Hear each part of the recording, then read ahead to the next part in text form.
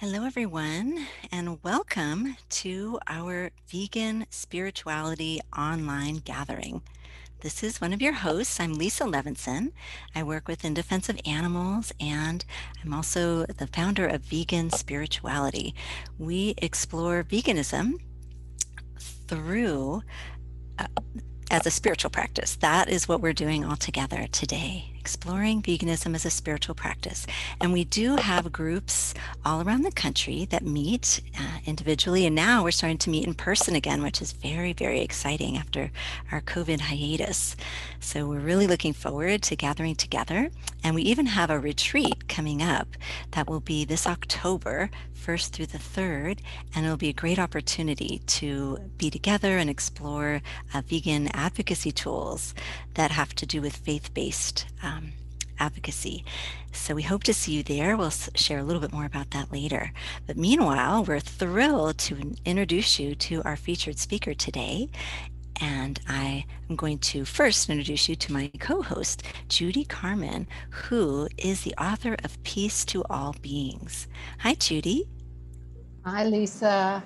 It's good to be here, and it's great to have everyone with us. We're so excited to have Dianne Waltner with us.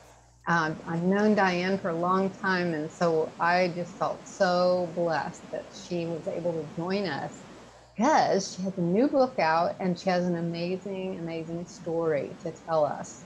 So let me read a little bit about her bio. She is a Kansas-based vegan animal rights activist and has been for a long time, and spiritual seeker. Growing up in rural Kansas, where her family ran a poultry hatchery, she was an introverted, sensitive child who was bullied at school. Dianne's sense of solidarity with the underdog drives her commitment to justice for non-human animals. She has struggled with depression and despair, self-medicating with alcohol for many years before learning to love herself enough to quit. And her story is a true hero's journey, complete with dark nights of the soul, an abiding love for all creation, and dedication to the cause of animal rights and creating a wonderful world for everyone. Her new book is one of the main things we're going to talk about tonight. It's called Evolving into Wholeness, A Journey of Compassion. It details Dianne's personal transformation.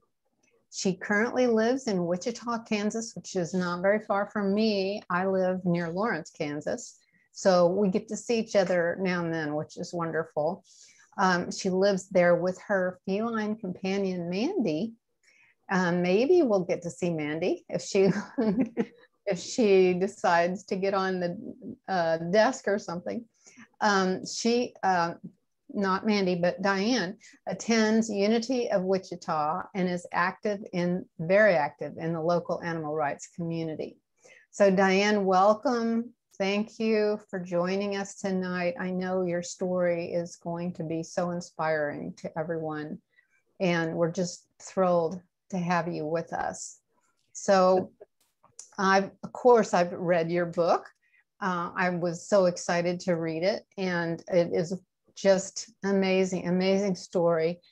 So courageous of you to tell your story. I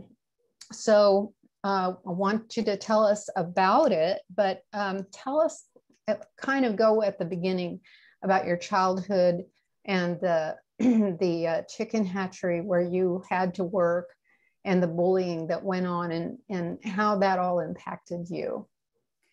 Well, first of all, thank you so much, Judy and Lisa. It's such an honor to be here, and I'm so thrilled to be here with you today. Yes, I grew up in a rural Kansas, and as in a small, and went to a very small school, grade school.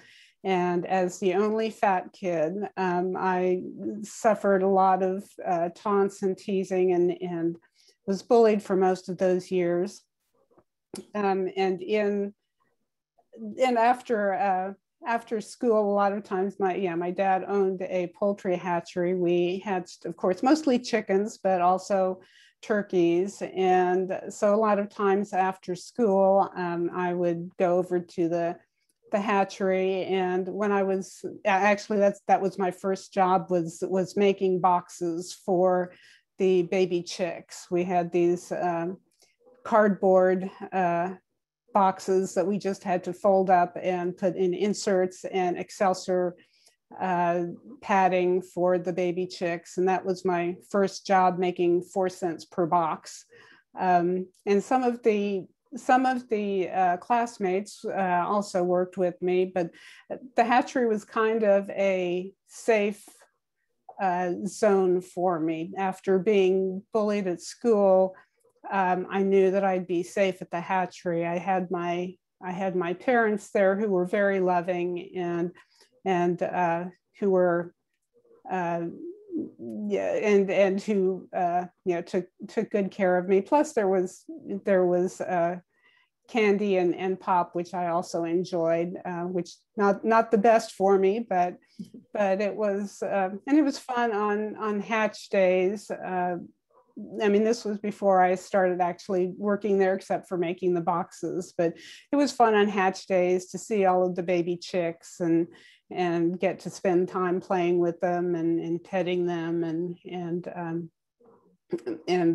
just, but not really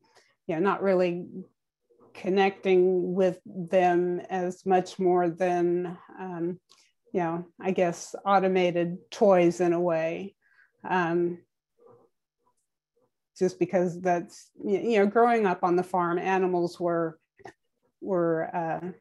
here for our use and for, we needed to eat animals. And it was just, they just were not worthy of our moral consideration in the same way that some other animals were. So it was an interesting, I had a lot of friends at the hatchery and there were a lot of good people. It was really hard to, after I started working there, it was a lot more difficult to reconcile some of the things that I had to do. It was a lot harder to deal with emotionally.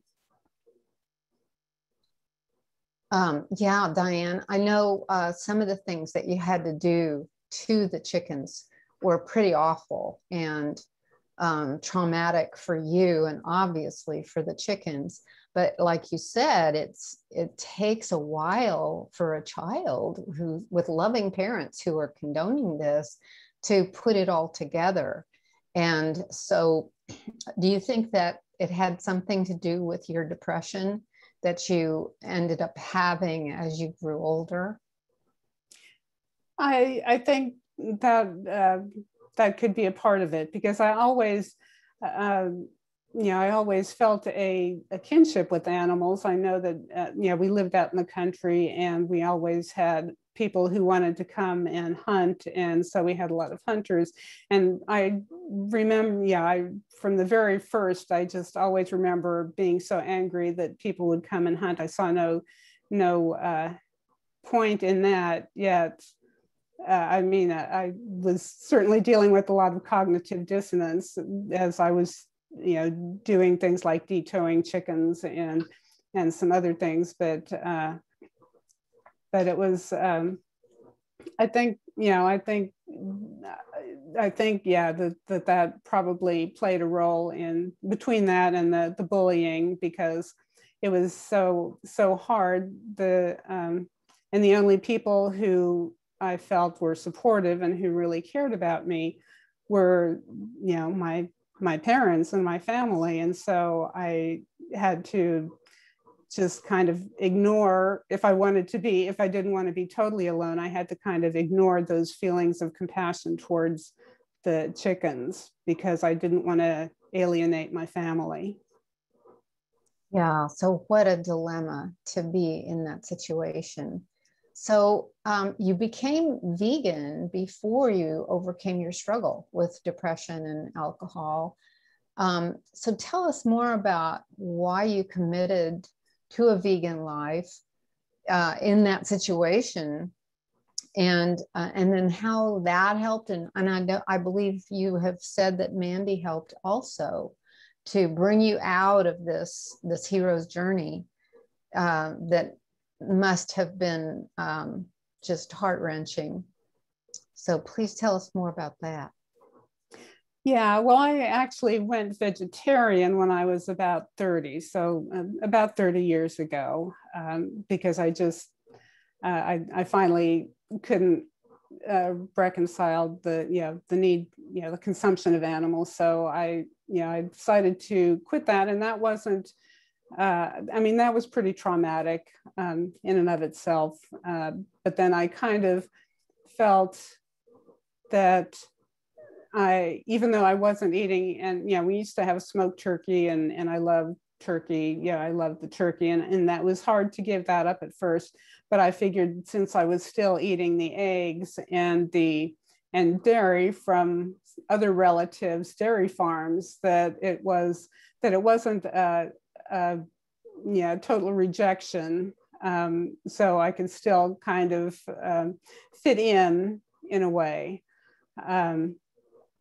So I went, so I was vegetarian for a good 20 years until it just, the more I learned, and even though I knew there were things that I knew, but I just kept pushing away. I didn't want to know, because I had, I have a cousin who had a dairy farm and an uncle who had a dairy farm, and they were neighbors, and I rationalized a lot. I would, because the cows there, honestly, had, as good a life as a dairy cow can have. They were on pasture.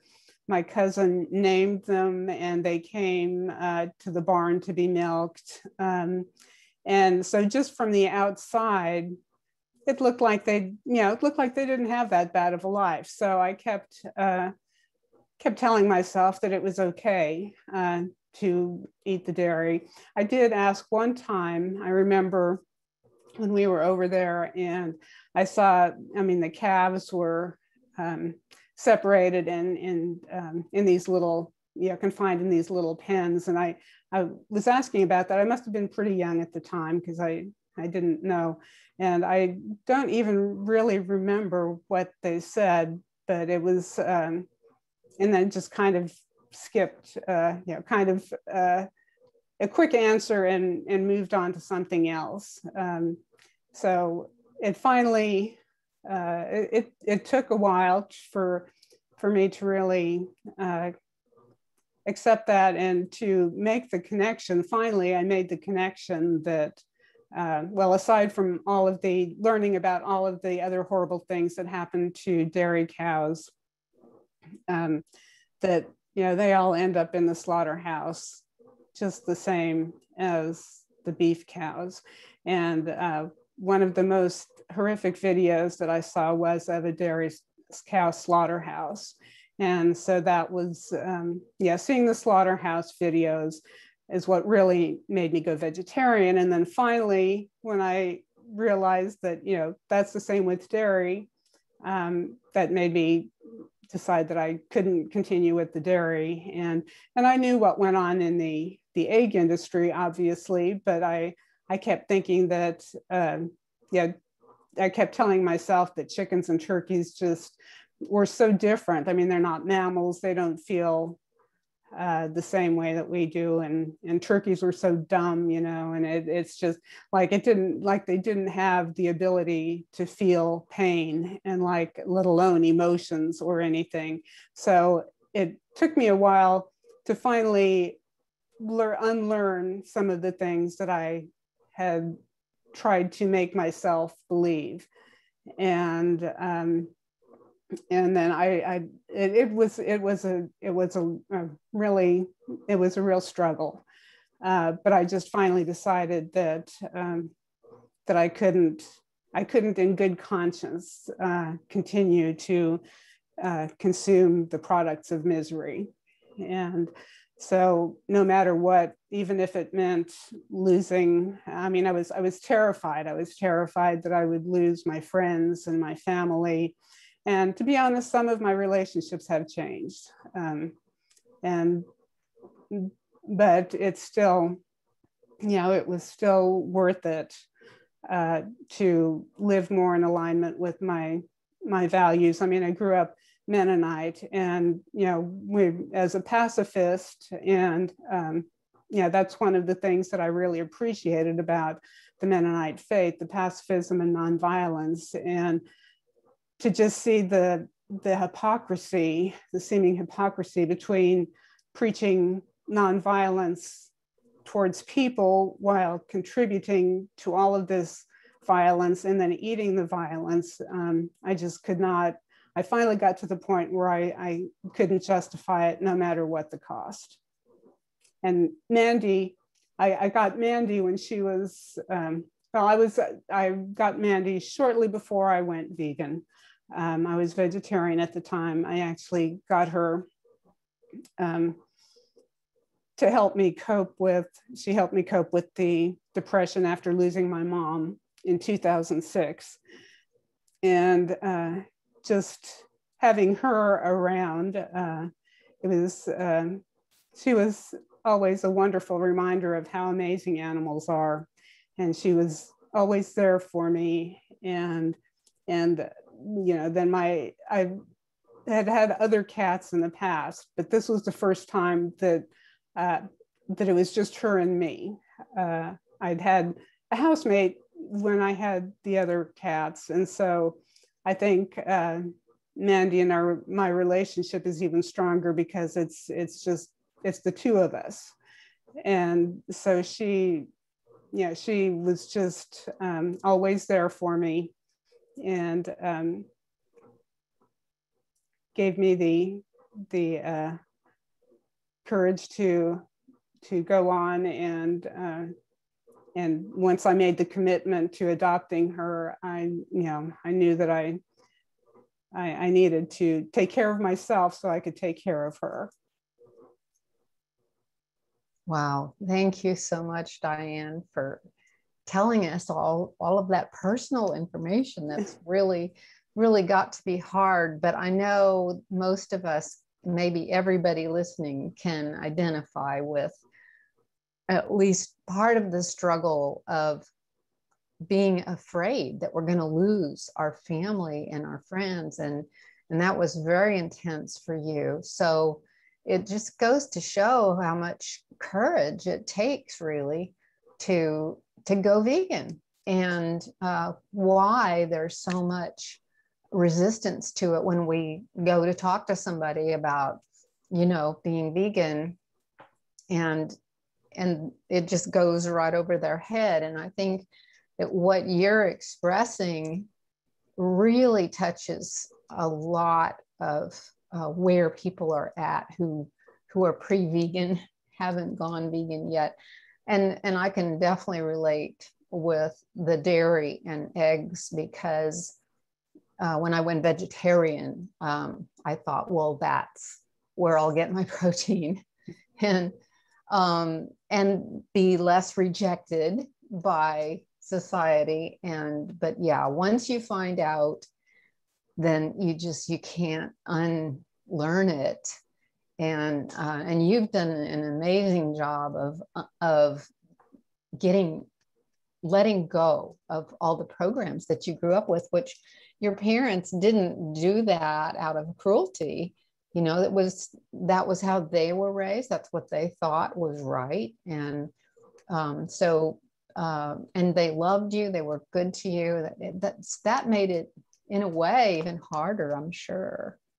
So to get on a little bit further in your journey, I know that the spiritual aspects of your journey was really important to you.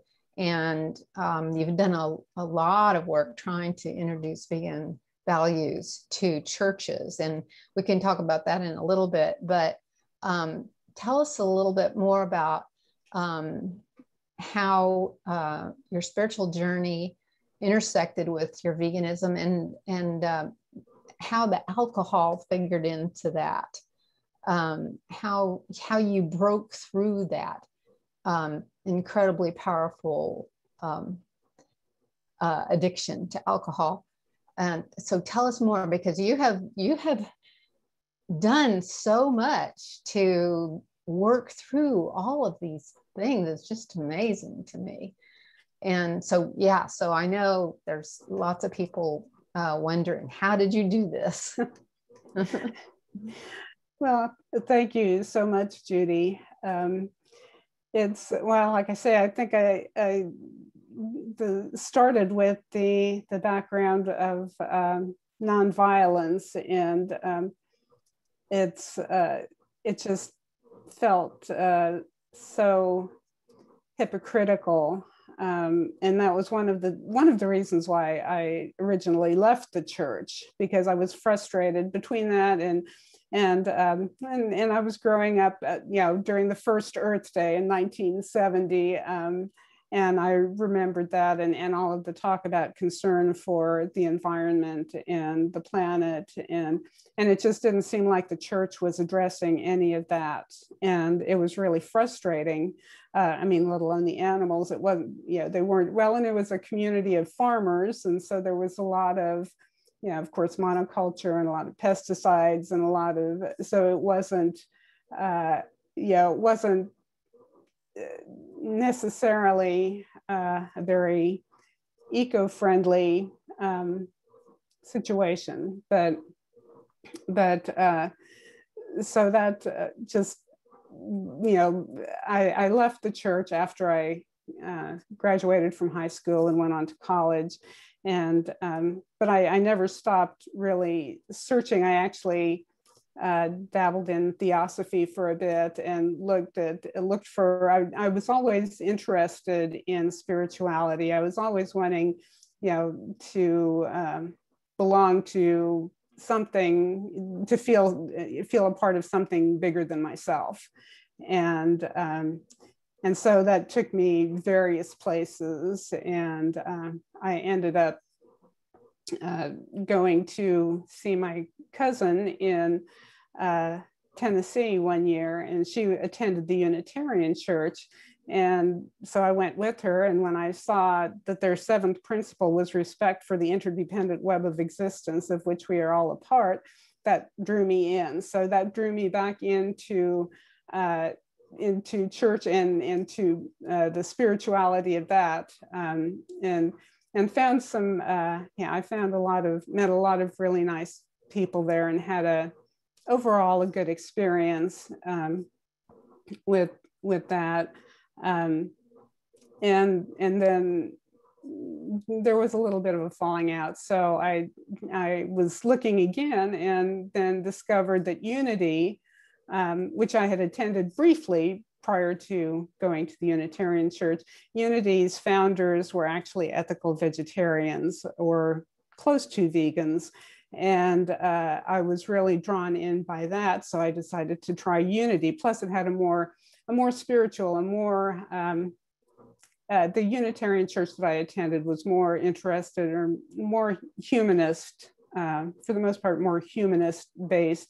And this was more, and I was still looking for something more spiritual. And it seemed to align more with my beliefs and my feelings at that time. And so I've had some wonderful experiences with Unity. And even though it's been frustrating at times regarding the veganism, they have always been really supportive of me. And actually, I in both churches, I did give talks about my transition to vegetarianism and then to veganism. And they were well received.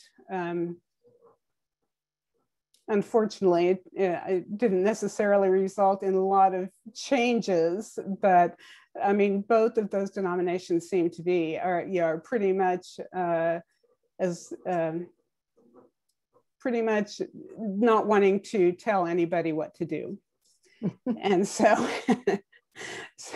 so it's, the personal choice, which was always frustrating to me, because they don't, how they can not see that personal choice does not, it's not valid when another being is injured. but they were really supportive in, as I opened up more about the veganism,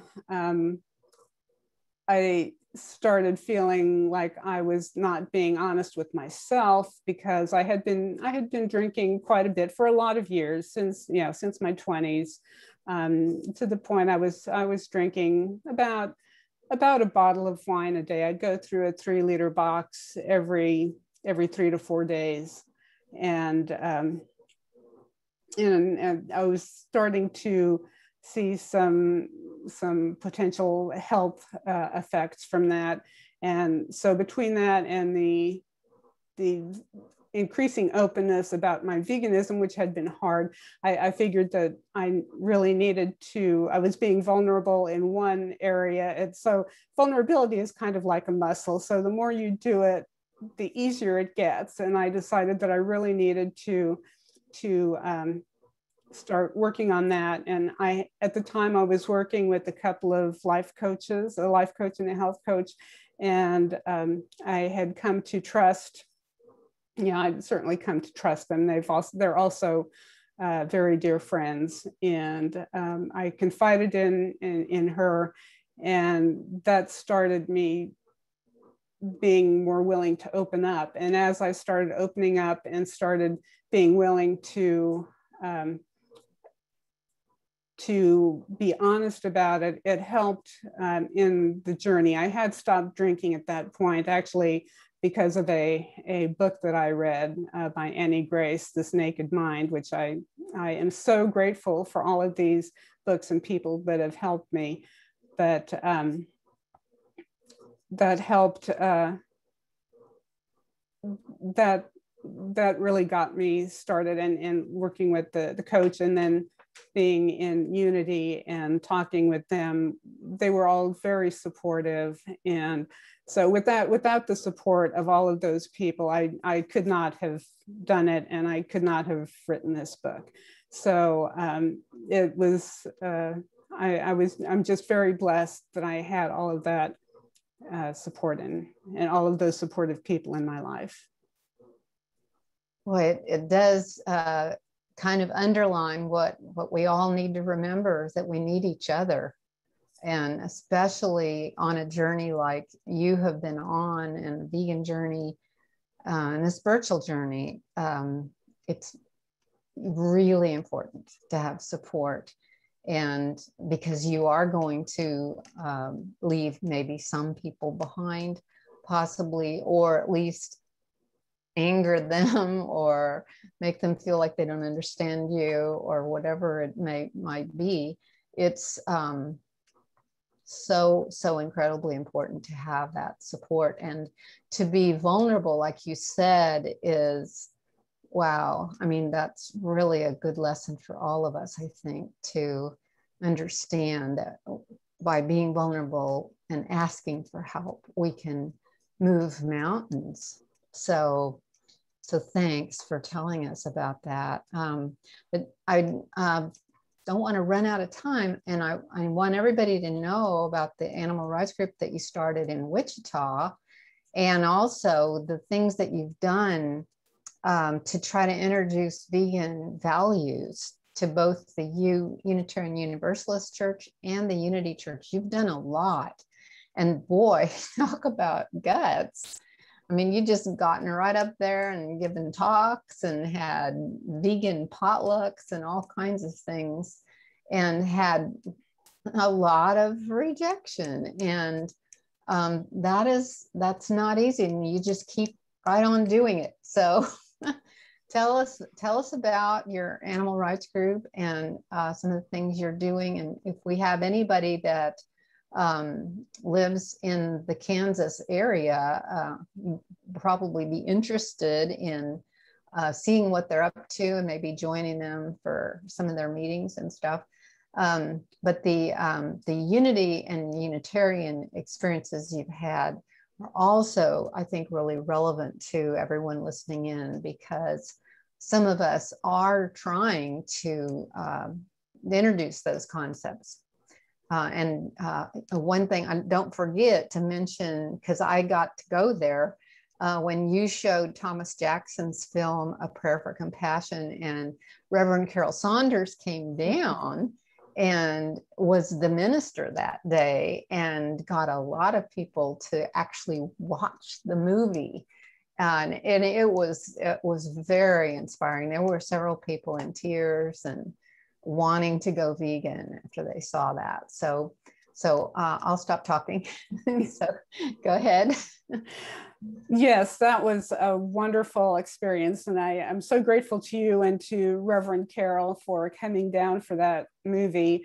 I still keep in contact with some of those people. I think they have still, of course, with COVID, we haven't been in contact as much in person, but I know I can kind of see from an occasional Facebook post or a like that I think that they're at least still giving a lot of consideration to veganism. And I'm looking forward to the day when we can get back to in-person potlucks again. At the First Unitarian Universalist Church, I organized vegan potlucks for years on a monthly basis. Excuse me, I seem to be disappearing. There you So sorry about that. Well, that hasn't happened before. So oh yeah, that's strange. That is kind of strange. I see little parts of you. Well, it's very interesting, Dianne. It actually has kind of this spiritual connotation. Like here you are, very ethereal. Well, I guess I'll continue and maybe you'll reappear. You're evolving into wholeness. Yeah, so we did, and actually I recommend, if and when it's possible, for people to do vegan potlucks, because that was a fun way to introduce people to the idea of veganism, and that it's, that the food is delicious. There's no sacrifice. There's no, it's the practical aspects, as far as the dietary aspects, it is easy to be vegan anymore. Some of the other things, veganism is a lot deeper than that, and some of those other aspects are not easy, but that is, so we did that for many years. And then I started an annual holiday potluck, which is usually between Thanksgiving and Christmas, because it was always, all of the dinners at church, kind of bizarre, but anyway, all of the, holiday dinners at church were always, always had a turkey at Thanksgiving and ham, and so I started. So we did that, and I think we had 11 years of the holiday potluck, and we always made those kind of special, and those were a lot of fun. The other thing, and then and so then somebody else took over organizing those until COVID, but we're hoping to go back to that. And then we started at Unity with the holiday potlucks. We also did a workshop at Unity on what really matters with Joanne Farb and Serena Farb. And that was also very well attended and very well received. And Judy was also there for that. So I'm grateful to live so close to you.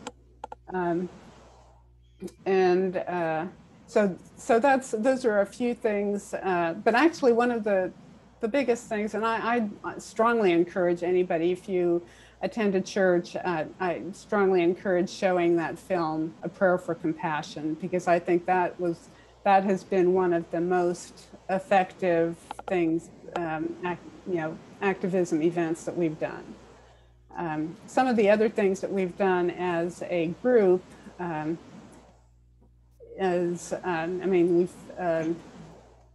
we've done a few more activism things like circus protests. We have hosted some speakers, including Melanie Joy. We got her to speak one year, which was incredible. We've organized 2 vegan pop-up markets in 2019, and those were really popular. We table at Woodstock, which is the Kansas Humane Society annual fundraiser, so we have a presence there. We have done 2 veg film fests. In the first one, we showed Vegucated, Forks Over Knives, Cowspiracy, and Live and Let Live. And then the second one, which is in 2017, we were actually hoping to do another one in 2020. But the second one, we showed The Witness, Melanie Joy's short film, The Secret Reason We Eat Meat, What the Health, Peaceable Kingdom, The Journey Home, and Genesis Butler TED Talk. So we've also hosted discussion groups on various topics. And during the pandemic, to try and stay in contact, we've had some Zoom meetings and support groups and a few film showings, and we even tried some virtual vegan potlucks where occasionally we'd have one of our members would do a cooking demo and just kind of socialize and talk about, you know, new vegan food finds and other things. So we had, you know, trying to stay in touch. And so we had our first vegan support group in-person meeting again last month, and so we're back to starting in-person meetings.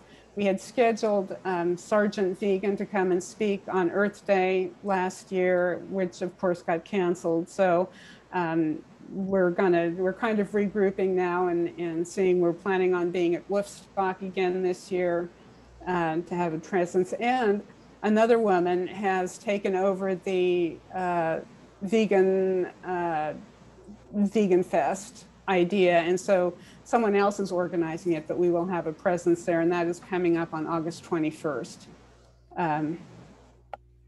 So those are a few things that we've done. And we're still looking to do probably another film fest, and we'll just kind of seeing how things go. Thanks, Dianne. Yeah, you guys really are doing a lot. And Wichita, for everybody that hasn't driven through Kansas, is kind of right in the middle of the state. So towards the east side a little bit. And so it's pretty phenomenal that all the stuff that you guys are doing in Wichita. And I think it's had a huge impact because you've got some vegan food trucks there. And I think a vegan restaurant. Unfortunately not. We had a wonderful vegan restaurant several years ago, but it was with the Seventh-day Adventist Church, and the chef got a good offer and moved. So we still do have, his sous chef does a vegan food delivery 3 days a week, and he is amazing. And we do have, most of the food trucks have kind of disappeared since COVID, but we do still have a vegan hot dog cart. Okay. that has amazing vegan hot dogs. Okay, good. That's great. Yeah. So anything before we open up for questions, anything else that you'd like to add?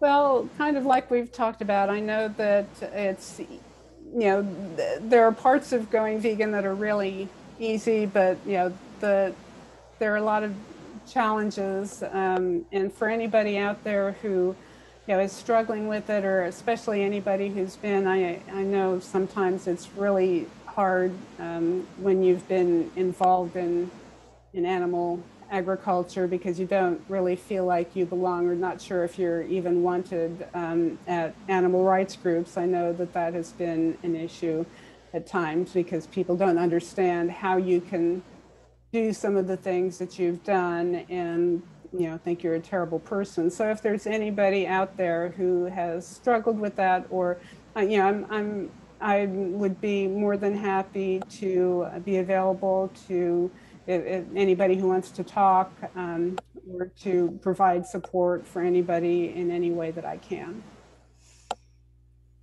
Wow, thank you, Dianne. My goodness, that's a very generous offer, because I know there are a lot of people, especially, well, really all over the country, who have grown up in agricultural situations where they were, you know, forced to do things to animals that later on they couldn't believe they had done, and there's guilt and all sorts of things that go along with that. And so I know your help would be very, very valuable to anyone in that situation. Well, pretty much all of us, really, because unless we were born vegan, we did eat animals growing up. So yeah, and there's guilt associated with that too. And why didn't I understand sooner, and all of those things? So thank you so much. Can they contact you through your Wichita group? Yes, and well, there's several ways they can contact me. I actually have a website, evolvingintowholeness.com. I have a Facebook page under my name, and also Dianne Waltner, author. We have the meetup groups under Wichita Animal Rights Meetup Group. So any of those ways you can get a hold of me. I'm also happy to give my email. But yeah, I see Lisa's put you can email me through the website that Lisa has in the chat. Great, okay. So have we got any questions? Lisa, have you been watching the chats? I've been watching Dianne. Yes, of course. So we're thrilled to have a little opportunity to do a Q&A, a little interaction here. And so the best ways to do that, if you're in the Zoom meeting with us, you can click the raise hands button, which is the very bottom. If you bring your cursor to the bottom of the screen, you might see a little yellow hand, and that is the raise hands button. You can do that. Or there also often is a Q&A button, which you can click there, and then we can hear from you, or you could type it right into the chat box. So there's a few different ways. And if you'd like to, we can take your question, and or if you'd like to make a comment, we can unmute you or promote you to a panelist to speak. So there's lots of ways to interact. Looks like we do have a question. That is from Tams. Hi, Tams. So Tams said she is so excited about this. She pulled over just to type this. She was driving, and so she wants to know, what are the hardest two deceptions for you to overcome about animals from your upbringing? And she also asks that you mentioned turkeys, but can you give your top two? And just to let folks know, Tams is the new executive director of All Creatures. So we're just thrilled that she's joined us, and she's certainly very experienced herself in interfaith advocacy for veganism. So yes, any answers to that question? And just to repeat it again, it's what were the hardest two deceptions for you to overcome about animals from your upbringing, and aside from turkeys, mentioning the top two. Well, I guess it would be the fact that birds are so, I mean, and the more I'm seeing, you know, how intelligent and how feeling these birds are, you know, because I was under the impression and wanted to believe that they couldn't feel. So so trying to being willing to look at that, take a look at that, and to realize, because then that means that it just makes it more difficult to think of what I actually did, knowing that they could feel and think as much as they could. So it was a real struggle to to get to the point that I could accept that they were thinking, feeling beings, I guess. And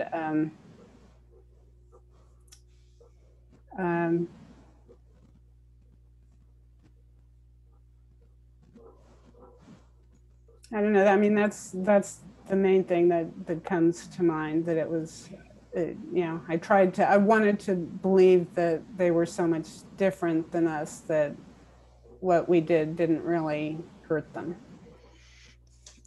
Yes, and that is definitely a challenge. And we've heard from people who are activists who've been doing undercover investigations and having to do these sorts of things as well to animals, and it's traumatic for them later just to remember those things. And so we also want to offer compassion to you um, for that experience of waking up, because that's a process, especially if it's emotionally easier to stay asleep. So you really took the path of working hard and being determined and opening that heart of yours to see the animals in in their their their wholeness, as you put so eloquently in your book, that animals are their whole little beings in themselves, or large beings, depending on which ones, and being able to acknowledge that and connect with them. It's profound. Yeah. And as difficult as that is, though, the reward is so great. The feeling of peace and, you know, living in alignment with one's values is so important, and it's so worth it, no matter what, no matter how painful it might be. Yes, that there is an incredible reward, and that reward is inner peace. How Yes. beautiful is that? So we have a comment here that people are very moved by your story, and that if you could say a little more about how you organize this masterful veg film festival. Well, first of all, just our group, you know, we kind of uh, looked for possible films to show, and you know, previewed them, and then decided which ones we wanted to show. We at the time we had rented a space at the library, which was really reasonable for a nonprofit group, and so then it just involved contacting the, usually on a film that it'll say, you know, host a screening, and contacting the people to host a screening, and so usually paying for, you know, the rights to show it.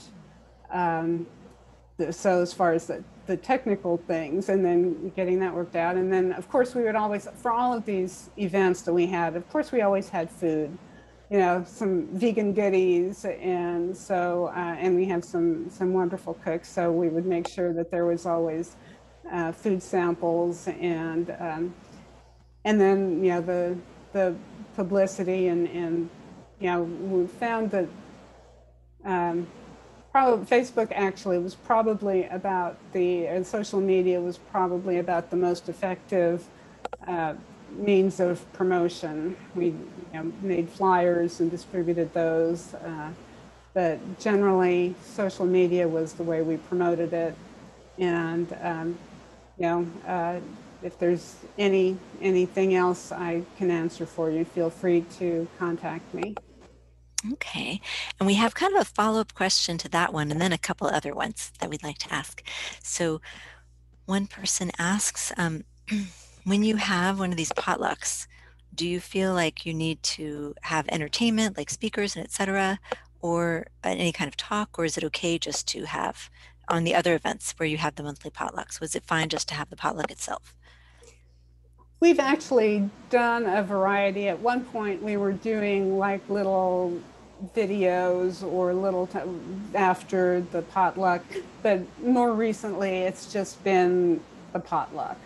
And just socializing and, usually, talking about vegan, because I mean, not everybody who attends is vegan, but which is great. As a matter of fact, one of the women who attended regularly, was not even vegetarian, but she said that those were the best potlucks in church. So it's interesting, and we usually just kind of were more supportive of each other. And I usually tried to if there was, like, there's always new vegan products coming out, so I'd usually try and have some samples so that people could see some of the new products. But yeah, usually it was just the food and visiting. Mm-hmm. Well, we're going to change topics for the next question. And this is from Wendy, who says that for nearly 5 years, she's been living in a rural community in southern Quebec in Canada. And she lives beside a farm that raises cows for beef. She sees the animals being taken away in trailers and hears the broken-hearted cries of the mothers or children when their family members are taken away, and also the cries when the forced conceptions take place in the autumn. She would like to know if, Dianne, if you have any suggestions of how to talk with the farmers and local people who take this for granted. Oh, that's tough. And I guess I might actually refer her to somebody else who might be better equipped to deal with that, because even though I was involved with that in a small way, I was not actually in charge of it, so it was easier for me to get away from it. But for people who that's their livelihood, I might recommend contacting, if he's still around, Harold Brown, who was in that industry, and Howard Lyman, and they both have some wonderful books out. I might have to do some more research on that to see, but I know that there are, and then there's also the woman from Rowdy Girl Sanctuary. Yes. So it's Renee King, and she has this ranchers advocacy program called RAP.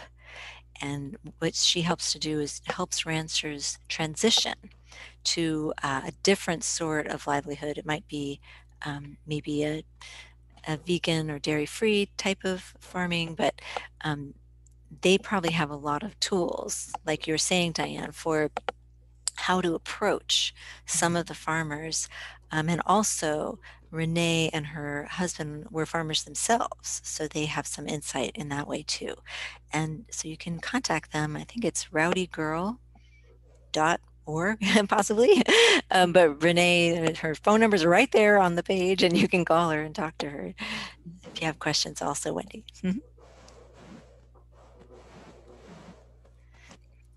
Yeah, so there is another question here. It's kind of a tricky one. So it's from Maria, but I think this one, you may or may not have like an answer for this one either, but it's how do you deal with feeding cats since they are carnivores?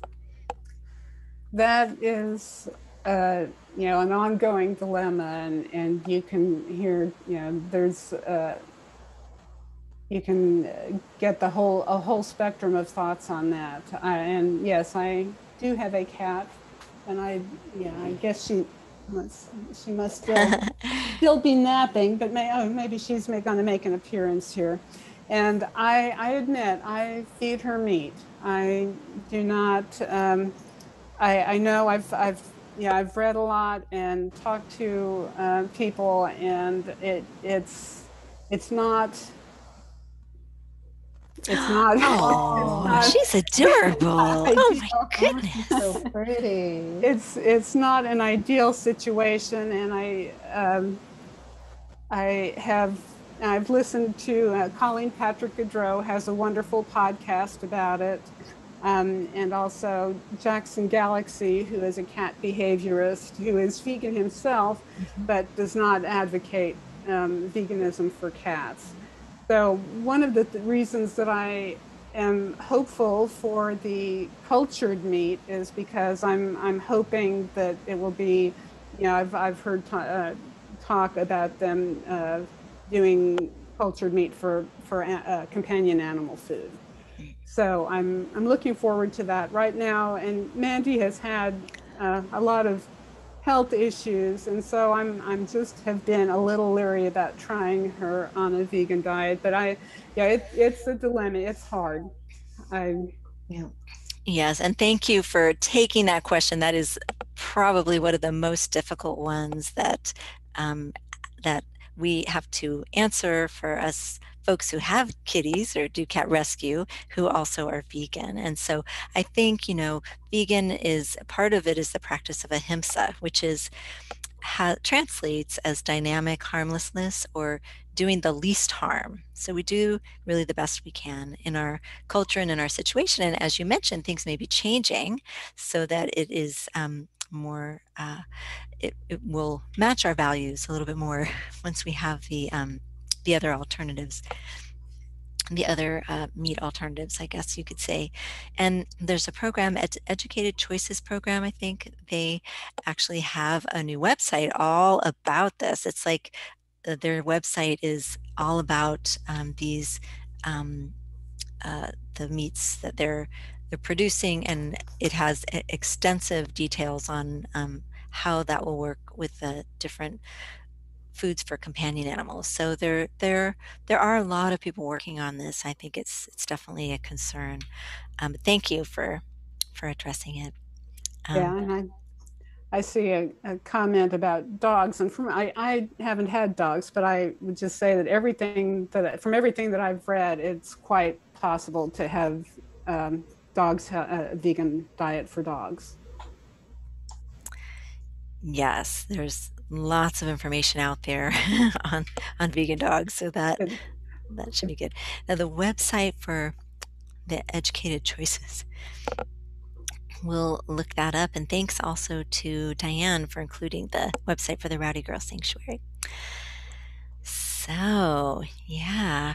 Well, this is really a treat to get to talk with one another and hear like some of these deeper questions and to hear also your story, Dianne. I'm learned so much about you from even this talk today, which has been such a pleasure.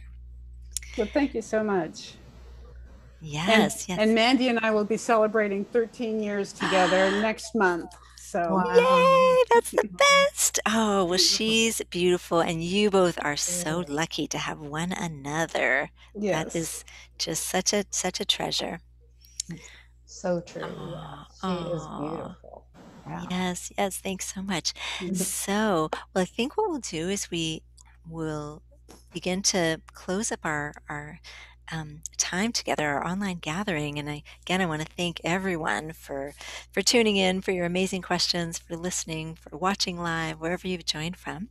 And we always have a little special way of closing. And I think, Diane, are you going to be sharing something with us today? Well, I do have a prayer that I like that I found from Earth Prayers, um, and it's by Joe Poor.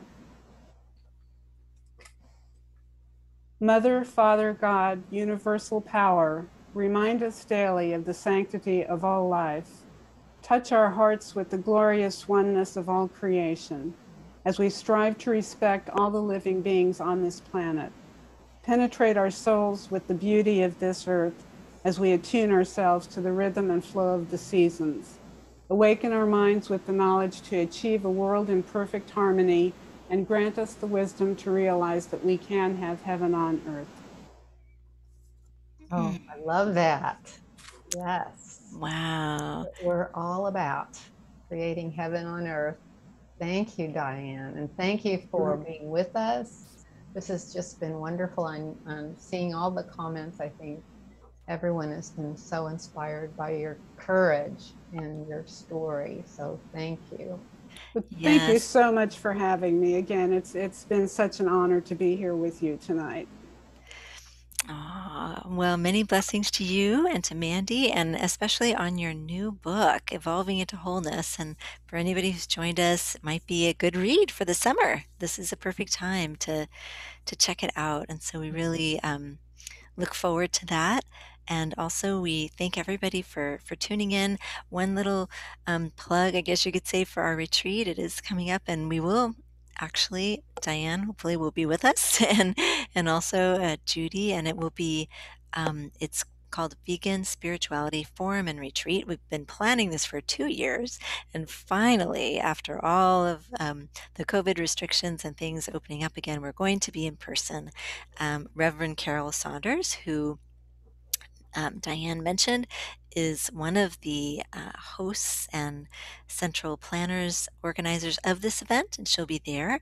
And we have all sorts of things planned, including labyrinth walks and great talks by Dr. Milton Mills and Dr. Will Tuttle and Dr. Lisa Kemmerer, and also Victoria Moran. So it'll be a really just an incredible experience of being together in person and getting to even practice some of our spiritual values together there. And so we hope to see you. There is a website, and you can find that. It is at the spiritualforum.org, and then it's /vegan/retreats. So if you'd like to find us, that's a great way to do it. So thank you to everybody for joining in. Any other last words before we say goodbye this evening? Okay, I think that might do it there. So, yes, and Judy shared the link. I'm going to go ahead and share it to everybody for the because it went out to the panelists. So we're going to Oh, send that out sorry. I see to. that. There's little tricky things here, but we're going to send it Yeah. out to everybody in case anybody's curious, to the panelists. And also, let's see, Judy, I think it needs Here, I can do it. a dot .org. I think it needs a dot .org or Oh, something. yes. Dot .org. Here, I'll just Oh, paste dot .org. here. Oh, whoops. Okay. Wrong So one. hopefully that will work. But if you look up the Spiritual Forum and go to their website, it says retreats, you will find it. And hopefully we'll be able to see you there as well. If you are tuned into the Vegan Spirituality Facebook page, it is listed as an event on our page.